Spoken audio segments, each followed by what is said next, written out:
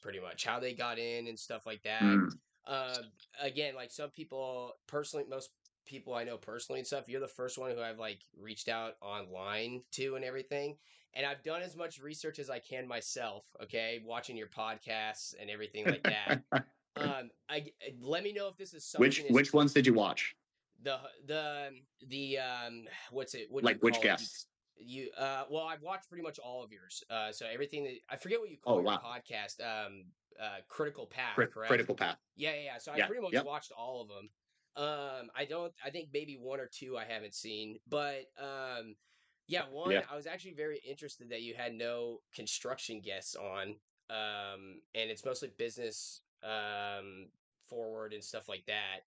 But besides that, my gist of it is, um, your father had a company and you bought his company, or did I get that right? Or is that how you got into construction No, so essentially? not exactly. So my this is actually the company that my parents started 13 years ago. Okay. Okay. So so my mom and dad, my dad has been in like a contractor. He started flipping houses back in like 2005, which is crazy because that's 20 years ago now. I was Yeah, like yeah. in middle school. And then he, when the real estate market crashed in 2008, he opened a small repairs company with a friend. And then that partnership kind of went south about 4 years in. And then he went out and on his own because he had gotten his GC license. And then he started what is now Homelove Construction, which is what I run. So I wasn't involved until I got out of the army in 2017. And when I got out of the army, I was like, okay, am I going to go? Because I have a degree in physics. So I did really well in school, like, smart guy, blah, blah, blah. But it's like, so I basically had to make a choice. I was like, do I go work on Wall Street and make a fuckload of money right away? Or do I come run my family business? Because dude, my parents put me in a really great position. Like as a kid, I mean, they basically they were very they weren't like strict, like they were never assholes to me, but they were very like, I don't know, for some reason they always put me in a position where there was a lot of demand on me, which was really good. It made me be disciplined. And they helped me and like coached me through the application point to go to West Point, which I wound up going to and graduated from. And like none of any of that like good position would have been possible without them. So I felt like I owed them. I was like, my parents have busted their ass for 5 years now in this business because they started by themselves in 2012 and then it was 2017 and they had no money. The business was still very small. It was a huge pain in their ass. Like every time I talked to them, they'd be like, this problem with the business, that problem with the business. And I'm like, this is fucked up. This should not be this way. So I was like, okay, I'm gonna come. I had seen Gary Vee. You know who Gary Vee is, I I assume. know Gary V. Yeah. So I see Gary Vee's story and he's like, I took my parents' business from blah to blah. And I was like, oh, that's cool. I want to do that. And so that's what I decided to do is I came back and thought I knew everything about business and construction. Actually, I thought I knew everything about business. I knew nothing about construction, right? Some people would say I still know nothing about construction, but that's just because I'm trolling them online. Yeah, we'll get to that. That's the gist Yeah, of it. But first, I want to hear your stuff. But yeah, keep yeah. going. Yeah. So then I came in, I was like, okay, I know how to run this business on. I actually worked a lot in the field for like the first 2 years. Like I was a carpenter's apprentice for like 6 months. And then I moved more into more like project management because that was just kind of needed. And then I started doing sales and I kind of like just learned how to do each piece of the business. I literally took a month and like did the QuickBooks with my mom like every day and like answered the phones. So I really learned like every piece of this business. And then in in 2020, let's see, when was it? In 2020, my dad and I were flipping a house together, and we had this crazy thing happen where basically the county dug along the side of the house to put in an underground storm drain. And they dug, you know how there's a 45-degree like deflection line off of a footer where you can't dig? Have you ever Yeah, seen that? correct. Yeah. So they dug like a foot off the house. So the whole left side of the house sunk like 3 inches. So we get this huge insurance. They basically paid for us to renovate the whole house, which we were doing anyways. So we got the rental basically free. So we had this huge fucking profit from out of nowhere. And I'm like, hey, listen, I could take my piece of this money, or I'd rather you take my half. This was me to my dad, but give me the majority of the business. And he's like, well, I would have given it to you anyways. So sure, great. That's a fair deal. So that's when I really took over was in 2020. That's when I started to own it.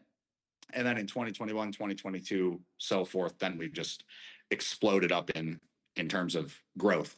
One question, just like childhood background. Did you have any experience like working with your dad as a kid or anything like that at all, or were you pretty much separated? Because my parents did not want me to become a contractor. My dad literally told Yeah. me I'll never teach you how to weld because he did not want me to go into the trades. And it ended up backfiring on them immensely. But pretty much, that was it's kind of my position. I was always working in the yard and stuff like that, but I was never really at my dad's job sites doing too much and everything. So even though I have the background and it's funny because my mother owns a hardware store, and that Oh is wow. my big dilemma right now. They've been around for 75 years or whatever, and 75 years? yeah, they've been around for a long time. Yeah. Holy So shit. my mother's president. They're an ESOP now, but there was an old guy, Yeah. Jackson, who opened Jackson's. And so it's been around forever.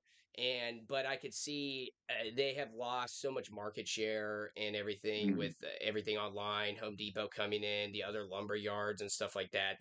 I could just see they're on their last legs.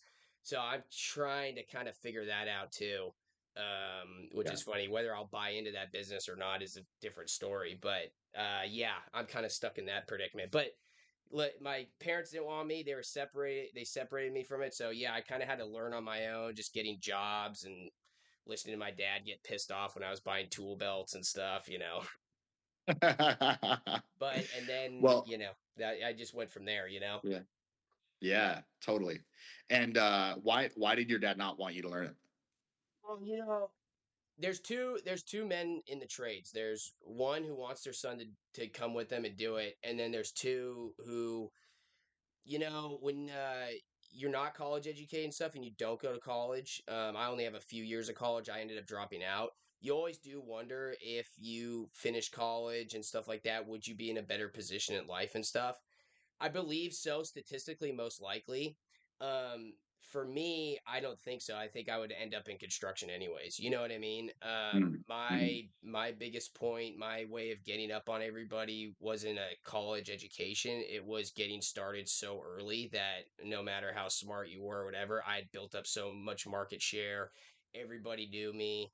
It didn't matter. You know what I mean? Because I've seen people who run horrible businesses who suck at what they do, but they know everybody. And so I told Mhm. myself, well, at least if I'm stupid and I can't do it, at least I'll know enough people, I'll survive. Yeah, totally. Wow. But and then so pretty much, yeah, you went to West Point, the Army and everything, and then you took over from this. Let's kind of get into again why we're mostly here too is the Yeah. trolling on. I really do have to say I do, at least I think it is a pretty big troll and everything. And I do respect you on your marketing. In all honesty, Thanks, man. like it is, dude. I watched you when you first kind of started, and there'd be a few comments here and there, and now it seems like all of Twitter or something shows up to the comments. It's hilarious. Yeah, it's great. Well, I mean, the funny thing about it is like when we go to a job site. So, like for example, we've gone around this house probably 15 times, and each time we will shoot. Like I'm very efficient. Like I'll in this bathroom alone, I've probably shot 50 videos in this bathroom.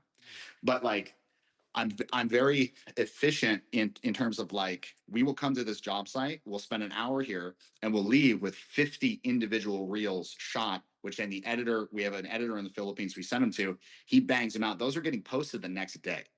So like the thing that we're doing is we're looking at. I'm always looking at two things. I'm like, one, what is like real talk, like a no BS thing that a homeowner might not actually know. Like for example, I would go like, can you see the pencil mark right there on the wall? Yeah. Did it lose you? Yeah, you can see it, Oh, right? I got it. Yeah, yeah.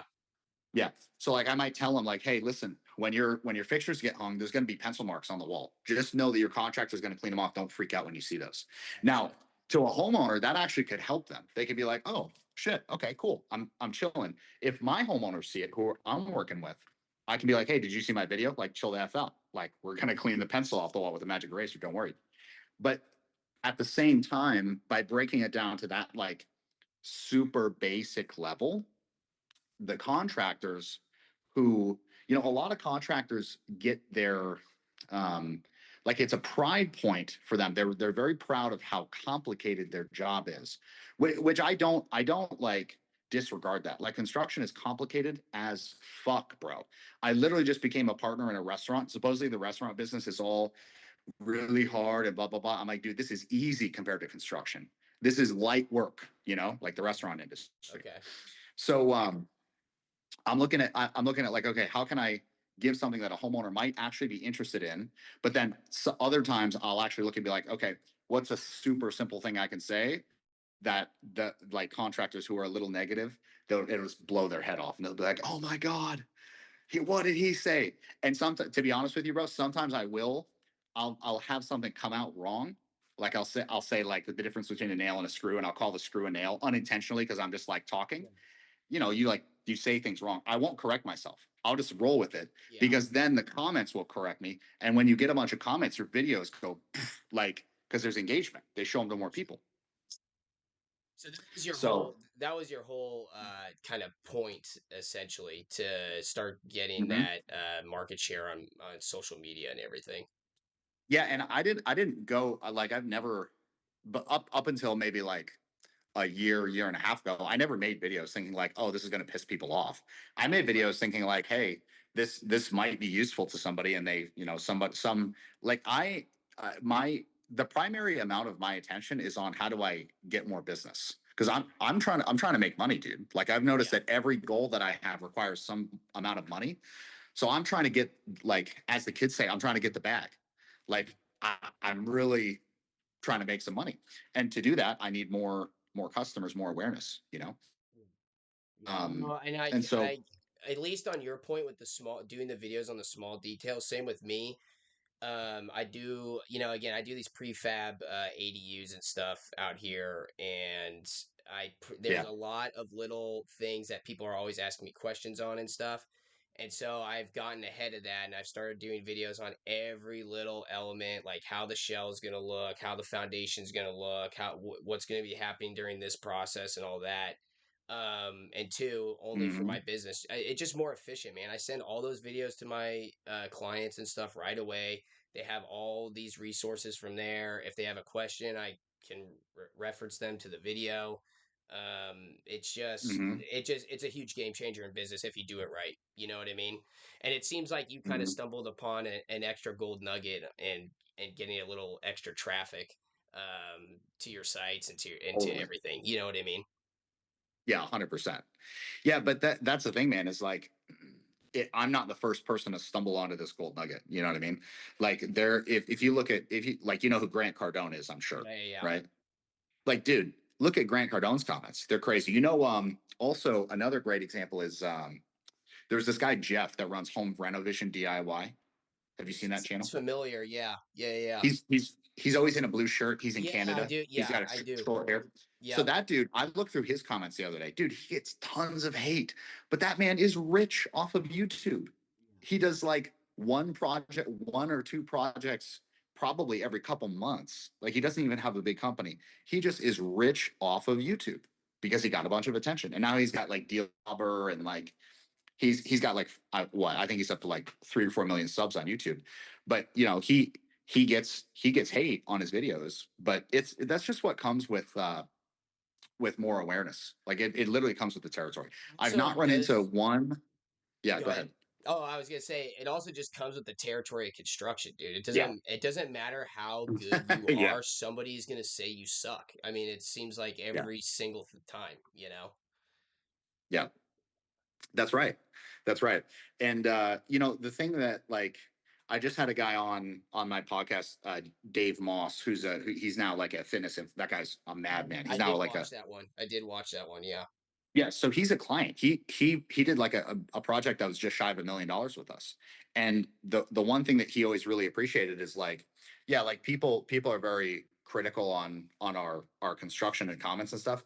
Bro, nobody's more critical than me. Like I would he would always laugh. I'd walk through the job with him because he did a project with us so long ago. I was his salesperson. So he dealt with me directly the whole time. Gotcha. And and it was like I would walk the project with him and he'd be like, "Oh, could we do blah blah blah?" And I'm like, "Yeah, that's fucked up. That's fucked up. That's fucked up." And he'd just die laughing. He'd be like, "Dude, I love walking with you because you're just unrestrained." And I'm like, "Well, either it's right or it's wrong. You know, like we have set standards, and either we met it or we didn't. And if we didn't meet it, we got to meet it. It's like it's pretty the quality control thing for me in a construction company is just being unreasonable with yourself. You know. I do agree. Luckily, I'm still somewhat on the tools and everything. I do somewhat like it that way, but I'm growing so much. I have to Mm, stop. I have to be in the office now. It's just getting to that point. But yeah. the only reason I like it is because I quality control. And the Mm-hmm. reason why I'm so busy is because of my quality. And so that's where Mm-hmm. that dilemma comes in when you get bigger and bigger is you have to like really be on top of quality control. My Yes. my first job that I really went like pretty much full hands off on my ADU in Lucas Valley, very complicated like Eichler matching the house and like this engineer had to do this complicated hanger system, whatever. The thing's a nightmare. But all in all, it's a great project. But that one, I really was like, I'm going to be hands off, let my subs do their thing. And I got a little complacent on that, and there's an entire 40 amp run not sent to the fucking water heater. And so now I Mm, have to come in there and flex bid and get a circuit in there for the water heater.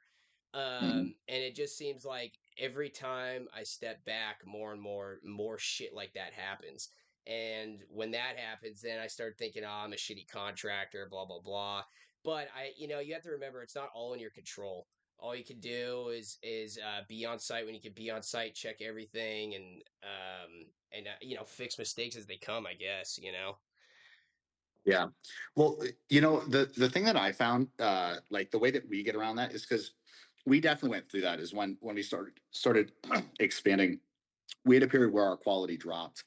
And the way that we have solved, like I genuinely feel like we're through it at this point. The way that we solved it is as you grow, like you've got to have somebody on. First of all, you have to have like a checklist that you're checking against. So you have to get, and this is tough. This is like what I'm going to tell you is really hard to do, but if you can do it, it's magic. If you can get the standards out of your head and onto paper on just a checklist, like you check, does the water heater have electric? Does it have water? Does it have gas? If it's gas, like if it's gas, it's got to have fucking all three, right? yeah. Because it's got to have a pilot light. So like when you can make that checklist, like in our business in Homelove, I have like six checklists for different stages of the job. One of them is 150 points that just the guy goes around and checks all this stuff, and he's like black and white. He reports directly to me. Oh, sorry, hold on, my wife's No calling me. worries. Um, is my video still on? You're on. Okay, good. Um, so like it's very black and white. That guy reports directly to me because I can't have some bullshit in the middle of the quality. Because you're right, it's like you do have to keep the quality really high. Like that's the product that people are going to judge you on at the end of the day. And no marketing can outpace a shitty product. It's And impossible. in the long run, that's the product they're paying for. That's why they're paying you so much money. So it's like, Right. two, it's just that obligation alone. You have to perform. You know. Yeah. Yeah. So when you're not big, you just have to parse out, you just have to like make the time to go and be efficient and go and check and just boom, boom, boom, boom, boom. And it's really it can be a tough thing to confront because you're like, oh, I got to do X, Y, Z, blah, blah, blah. But the result of not checking is way worse than just the time that you spend checking, Dude, obviously. the project I'm talking about isn't one of those prefabs, which is like I have 12 of those prefabs right now, and the Nice. prefabs have a list exactly. I think the checklist is like 125 items long or something. You know what I mean? Oh, that's So awesome. it's a Yeah. huge list. So that one is fully automized. But when I come into like I have one Eichler. It's a full glass wall. It's all rotted. We're putting all new steel in, all new windows and stuff. And again, I do a list for that, but dude, you're a week into the project and you're adding to the list, and then the list is Mhm. like a page longer. You know what I Yeah. mean? And it just seems Yeah. like the list just gets bigger and bigger. You know what I mean? Sometimes it's Yeah. hard to get everything automated on the custom level. It really Yeah. is. You know what I mean? And there's only so many systems you can put into place. But no, I agree with you. I agree. The checklist is, and again, didn't have my fucking checklist, wasn't there, didn't check it, and now there's a missing Yeah. circuit. Exactly. Yeah.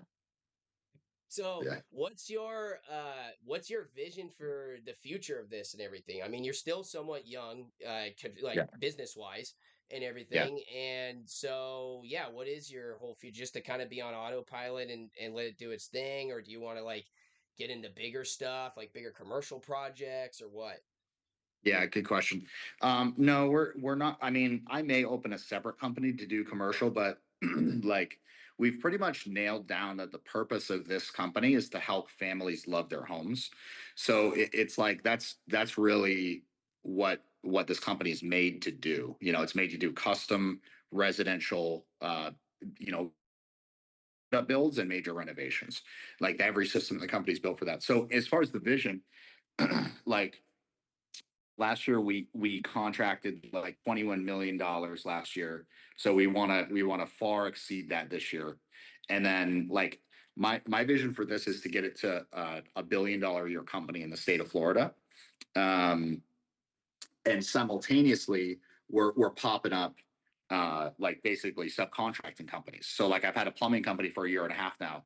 That's fucking booming because I made it to solve my problem of I hated dealing with plumbers. Like they were so hard to deal with. Well, They never wanted to help me. I'm opening an HVAC business because of that. I am tired Yeah. of working with HVAC guys. It's just a pain in the ass. Yeah.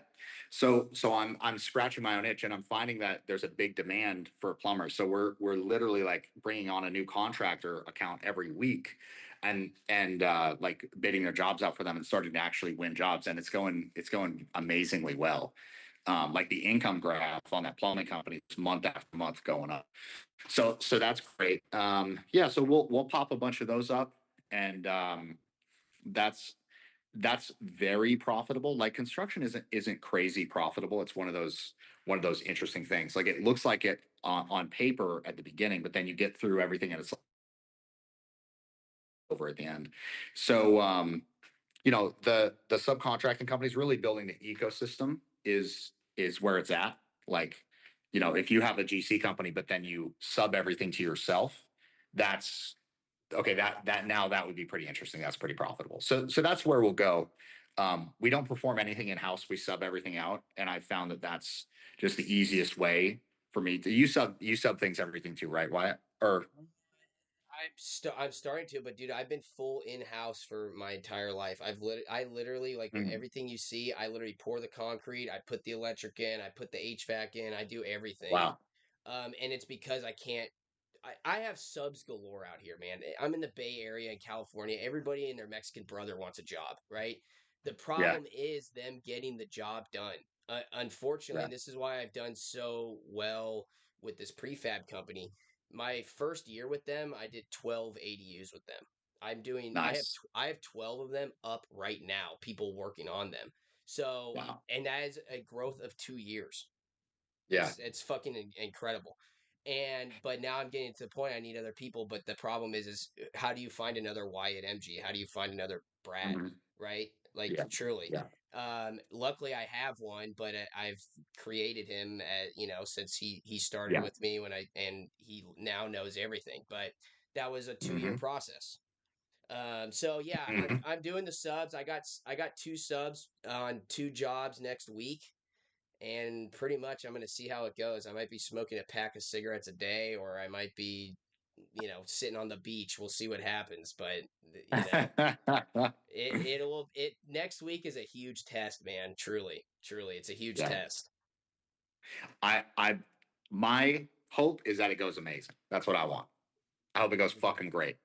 Seems like too, and I got to get through some of my personal control problems and everything, but it seems like too, um, if you really you want to have somewhat of a life and not be on site all day and shit, you gotta sub stuff out. And if you want to grow, you gotta sub Yeah. stuff out. And it's just finding those right subs, I guess. I mean, like you Yeah. said, your quality dropped. I'm sure you kicked some subs, you've kept Hmm. some, and Hmm. now you got your network going. And like you said, you feel like you're through that period of time. Yeah. Yeah. So why also I wanted to tell you, like, bro, that I've never met somebody with a control problem unless they're out of control. Like there's no such thing as too much control, bro.